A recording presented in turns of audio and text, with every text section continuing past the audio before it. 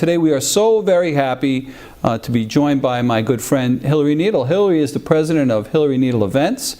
And I've known Hillary, I guess it's got to be more than 15 years at this point, right? Definitely. Yeah, and I'll tell you folks, you know, in a shameless plug for Hillary, she has really changed the way events are done here on Long Island. Now, on Long Island, events are a huge part of how we communicate, how we market, how we network, right? And as we all know, there's nothing worse than a poor event.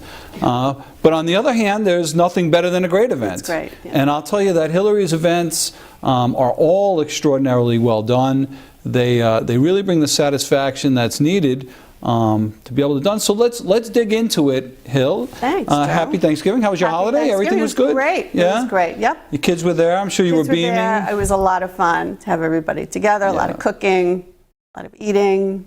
That's terrific. That's what it's kind of all about, right? I think so. At home, it's like a little mini event. Yeah. You know. Yeah. Do you drive your family crazy when you're planning an event, a holiday? You know, do they get checklists? They don't get anything because I like to do everything unless there's certain cooking things that everybody gets their little designated assignment.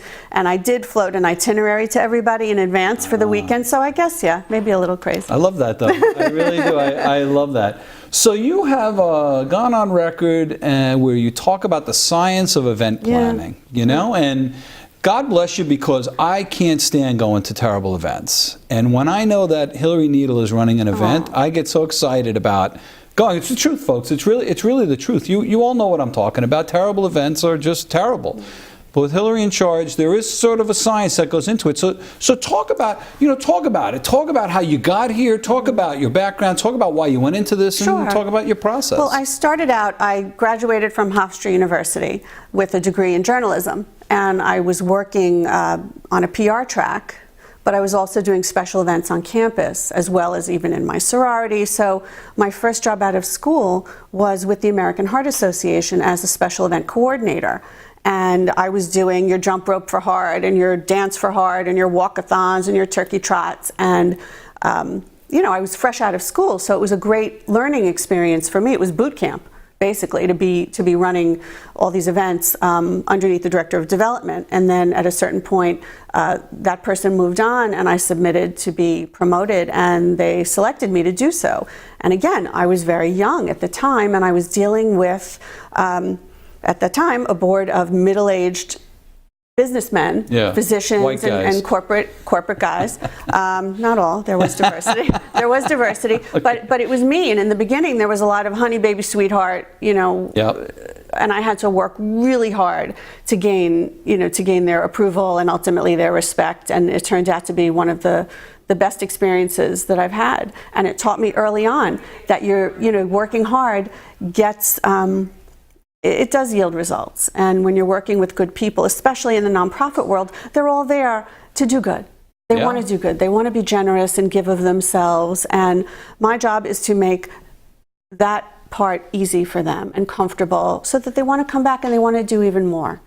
And I learned that, really early on. And then I went to work for an event planning company in Garden City for about 8 years, and then I left and started Hillary Needle Events 9 years ago, and haven't looked back. So the entrepreneurial bug struck. Yes. Right. And what was it? Looking at it and saying, so I know when I started this firm, I looked at the landscape and I said, you know what?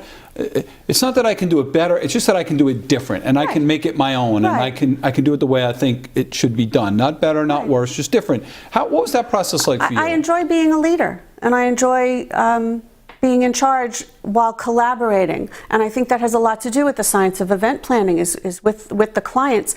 You've got your creativity, your collaboration, your chemistry.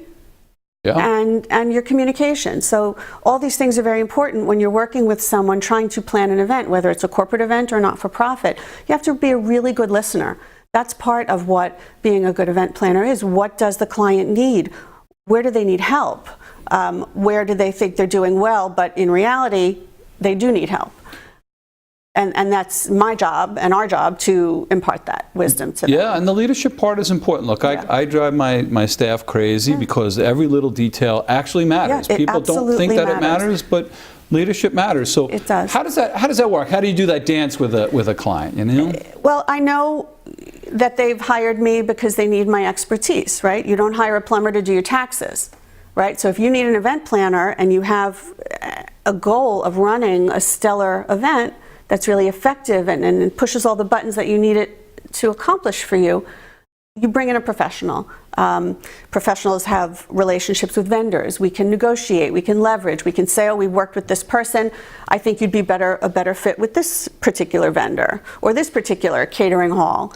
And here's why, just from our experience. So 9 times out of 10, they're really grateful for that guidance. And then the execution part comes in. Yeah, I guess it takes a lot of listening, really listening to what it is that they are about, what they want to accomplish, the people that are going to be there, and then figuring it out. And especially with a not-for-profit group, there's a lot of cooks in that kitchen.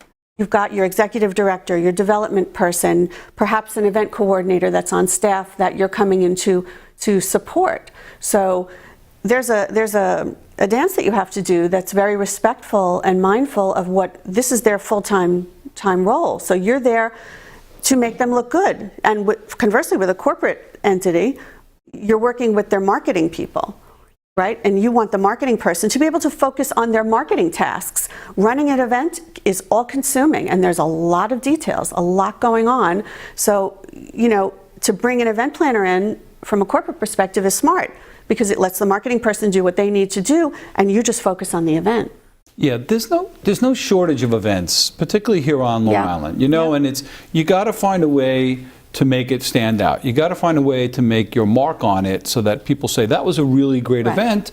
How do we do that? So how do you do that? How do you work your magic, though? Well, it takes a lot. It takes a lot of years of experience and knowing what factors and what to do with the people that you're given. So if you have a chairperson who's good at a leadership role, and there are chair people, let's say, of a not-for-profit event who are super hands-on, and I love that.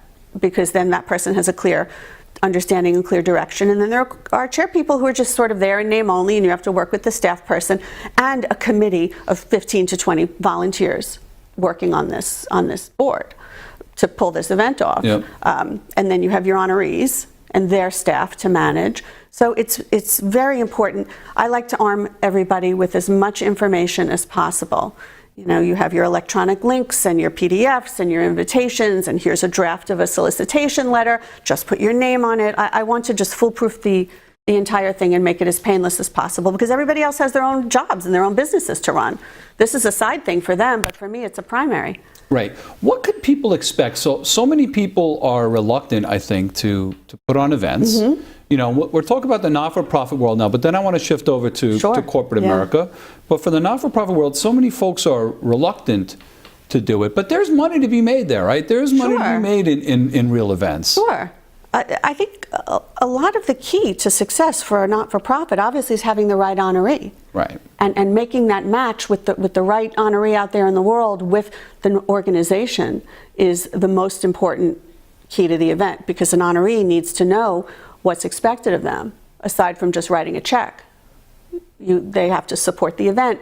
You want them to supply a list of contacts or people that we can reach out to on their behalf. Some people are not comfortable saying, "Oh, I'm being honored," and sending an email. I'll do it. We'll do it. Give us the information and we will go after that on your behalf. The follow-up is crucial, because it takes months of planning to get to the day of an event. And people start to hear about it, 3, 4, 6 months back. So the constant follow-up. How many thousands of emails do you think you have in your inbox from me over the last 15 years about this stuff? Right? All about events. But it's tastefully done. So there are organizations, one of the things and there's so many things that I admire about you, but one of the things I admire about you is the right pace. There are organizations where they'll just blitz out endless amounts of emails to the point where you're not paying attention to anything. But you've mastered the art of pace in terms of managing emails, and that's really an important part of this. It's really important. Emails are annoying. They're functional and they're essential to doing business on Long Island and in the world in general in terms of promotion, but there's a really delicate line as to what's considered bothersome. You don't want people hitting the delete. You don't want people unsubscribing. You want them to stay engaged, but in a way that's effective. Yeah, and honorees. So, one of the things, and I have been, you've been gracious enough to ask me to be honored at some of your events, and your events are events that I'm proud to be honored at because I know that they're very well done events. There are so many honorees nowadays and so many organizations and so many things going on that you don't know what to do anymore. So how do you manage that as well? Because, there's always so many people that can be honored at so many events. Right. I think it's important to think outside the box and look a few years ahead. So if you, as an example, are being honored frequently, we know at a certain point there's a level of burnout for you and your particular contacts. But is there someone in your firm that's up and coming that I, as an organization or an event planner, want to keep an eye on that person and to see if something comes up, if I have a new client where it would be a good fit for them, because you want to be able to give back to the honoree as well. There's a ton of promotion involved with receiving an honor. It's not just, Joe showing up at the podium and getting an award the night of the event. So we want to sort of backfill all the information in advance so that you have as much promotional material as possible and that we can do it in return and give you, there's an ROI for you. There's got to be. Right. Has social media, made it easier, made it more challenging? Everybody's a self-promoter now. Everybody makes their office look like the greatest culture in the world. Everybody's events are the greatest things since sliced bread. Has that helped or made it more challenging in your profession? I think social media is great if in moderation, like any other addictive substance. It can be overdone by certain people. But again, if you measure it out and you've got your platforms, you have LinkedIn, you have Twitter, you have Facebook, you have your email marketing campaigns that are all tied and looped together. I think it forces people to wait till the last minute a lot of times. I mean, I run events. I just had a string of 3 events back to back this fall. And the week before, 2 days before, people are calling up wanting to purchase tickets. They just wait. And back in the day when it was just a paper invitation and you had an actual deadline, people observed that. Right. So now I think it's just such a last minute society and it always works out. But for me as a planner, I could live without the last minute. I could live without that part of it. But it's just the nature of the beast. Yeah, and rolling with it. Another thing I really enjoy when I'm at an event that you're managing and I watch you is, you have control, but you're behind the scenes, but you got to roll with a lot of stuff that comes up, know? Sure, it's just part of the nature of being a planner. You have to know, you have to do as much as you can to anticipate whatever possibly could happen during the course of the event. And if something, God forbid, pops up as a surprise, you manage it, you deal with it. That's all. Yeah, the show must go on. The show must go on. People freak out over these things, though. They really freak out, and it sort of puts a weird vibe at an event if you freak out about it. You just got to keep rolling. Right, the show must go on, and everybody's there because they want to support the honoree or the event. 99.9% of the people are gracious and happy to be there. You're at a party. It's a party at the end of the day. There's a goal to accomplish and a message to get out. And one of the things I want to speak to the charities about is getting their message out effectively. When you have an event full of a few hundred people, this is your platform. This is your show. And yes, you're honoring someone or several people, but this is your moment to impart your mission and to really get people to drink your Kool-Aid so that they know this. Fundraisers are also friend raisers. I like to think of them that way. You have to present it in a way that you want whoever's there, and half of the group is your standing customers, your usual people who come and support you. The other half of the room is filled with brand new people who are there for the honorees or as new sponsors in support of the honoree. You want to touch those people and let them know what you're all about. And not every not-for-profit is good at that. So that's one of the things that I try and work really hard with these groups is to let them know that you have to have an information table at your event. You need a central point with your brochures, your pamphlet, a staff person there the entire time so that if someone is touched with your message at some point during the program, they have a place to go, somebody to talk to. Here's a business card. I'd like to help you. There always needs to be a point of entry there. And it's important. And one of the things that I think you definitely help organizations with, because a lot of people have trouble asking people for money or putting pressure for people money. But that's the moment. You have them all there in a room. You have these touching moments. You have to squeeze a little at that point. Right. while the pressure's on, because once they leave, that pressure is removed. Right, right. They walk out the door, you know, you can, if you don't engage them at the event, you don't have any chance of re-engaging them post-event. So let's say somebody's up there, and I like to have a table appeal. Not everybody's comfortable. Oh, they're here, they spent a lot of money on tickets, we don't want to bother them anymore. They're buying raffles, it's enough. It's not enough. It's not enough. Right. Right? You have to have a table appeal, and not just with a generic envelope. I like to recommend to my clients that they need to have a card or some form mechanism to let people know that if I give $100, I am purchasing XYZ for this organization. Yep. I will fund sending a child to camp for a week. You know, something that's tangible. Yep. So that they know that, gee, well, if I'm giving $100 here, but I can send 3 kids to camp for $500 or whatever it is, you know, I'll bump up and do that. Yep. So I think that's really important. Yeah, I listen, I have to tell you, you know, I serve on a lot of boards, I've done a lot of work, and every event that we've worked on has been incredibly profitable. And so many organizations say, well, we don't want to spend the money, and they're short-sighted. They're really, really short-sighted. Let's switch for a minute. So the Imagine Awards, I want to talk about that. I had Ken on the show maybe 2 months ago, and you know, I told Ken then, and I'll tell you now, that to me, somebody who goes to a lot of events and everything else, the Imagine Awards is really in the thousands of events on Long Island, in the top 3 in my mind of events that go on here on Long Island. It's really absolutely true. And you know, I've known Ken a long time. He's talked about it, but it wasn't until he really partnered with you on it till it got executed and really gets taken off. So talk from your perspective about the Imagine Awards. The history is Ken called me into his office you know, about 8 years ago and said, I have this dream, I have this vision to run a not-for-profit competition honoring and highlighting the not-for-profits on Long Island who are innovative and doing impactful work. And there's never been anything done like this. So I helped him produce it. And this is his vision, his baby. And it's been such a pleasure over the last 7 years to watch this event evolve into something that is so important for Long Island.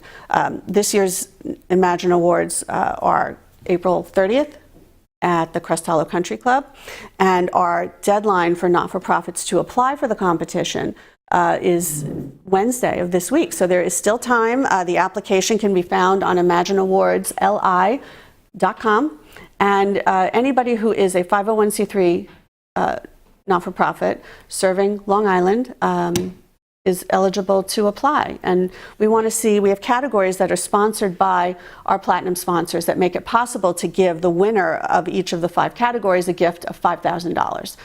So we have our Rising Star Award, which is for not-for-profits with a budget of less than $2 million.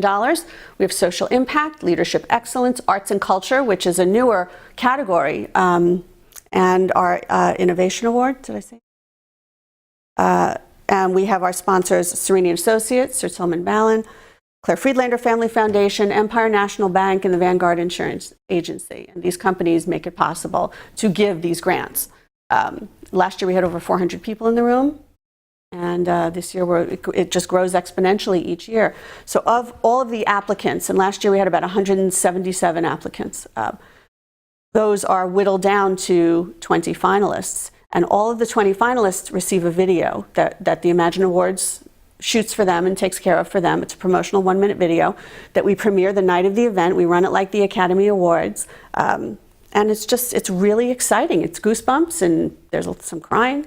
And it just makes me so appreciative of all of the agencies on Long Island. There are 3,500 charities on Long Island. Yeah, I love the event because it's not a pay-for-play event. They earn it on their merit. They earn it with the hard work. The recognition you guys give them at that event is amazing. Tremendous amount of publicity. 20 finalists.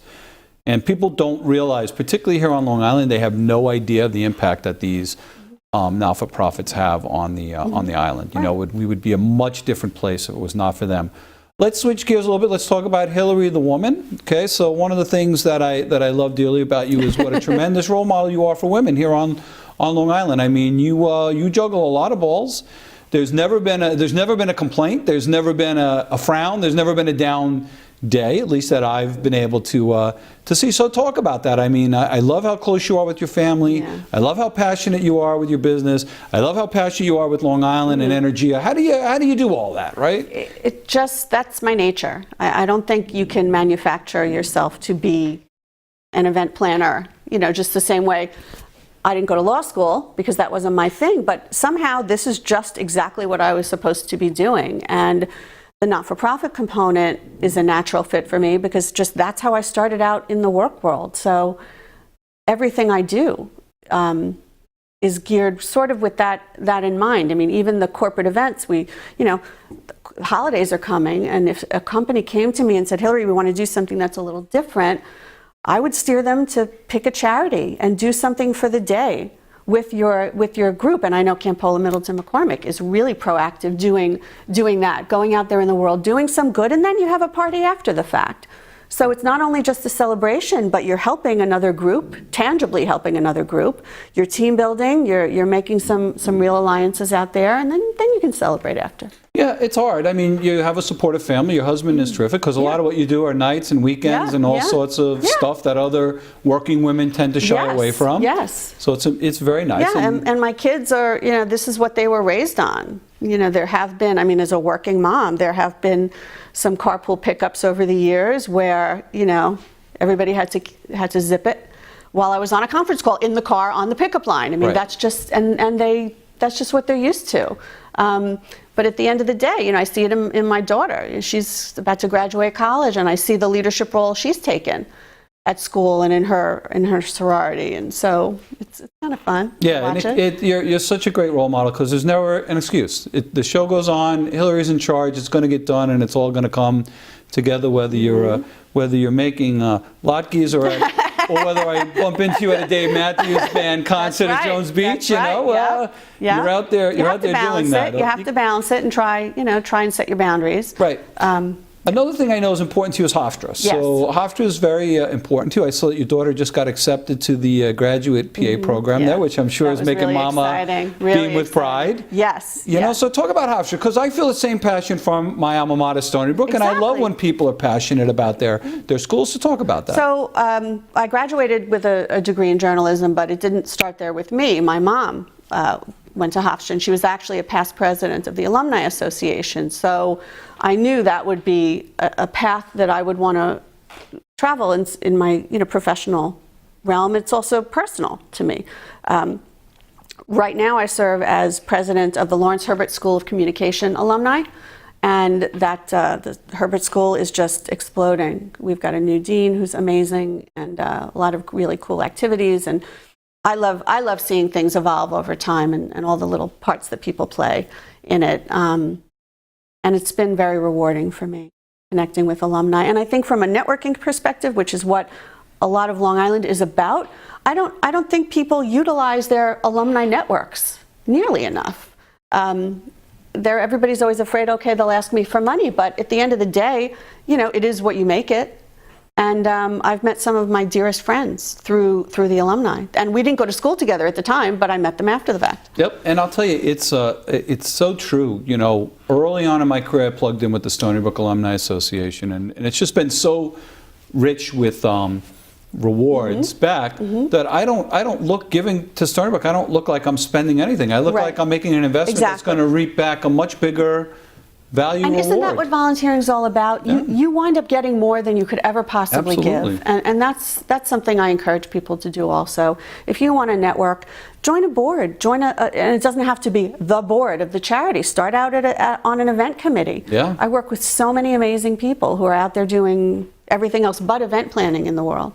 But this is something that they feel passionately about. Yep. So let's talk about corporate America. So not-for-profits, you're the gold standard in events for not-for-profits. One of the things that I'd love to see you do more of, and I'm sure you would too, is for-profit events. That's always fun. They do a terrible job a lot of the times because they'll have someone in-house that they think knows how to do an event, and you go to them, whether it's their holiday party or anything else, and it's sort of a mess, But they're actually much harder to squeeze dollars out of than not-for-profits sometimes. Sometimes because they feel that they have plenty of staff people to handle running an event. And there are times when it's tasked to the CEO's executive assistant, to put together the holiday party. Those business guys, they think they know how to do everything, and they don't.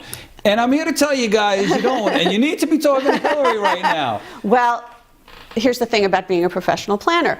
You have the relationships. I know venues and vendors, and there's a way to make something out of nothing, and it doesn't have to be from a not-for-profit perspective. There's a way to be cost-effective, so your ROI is exactly what you want it to be.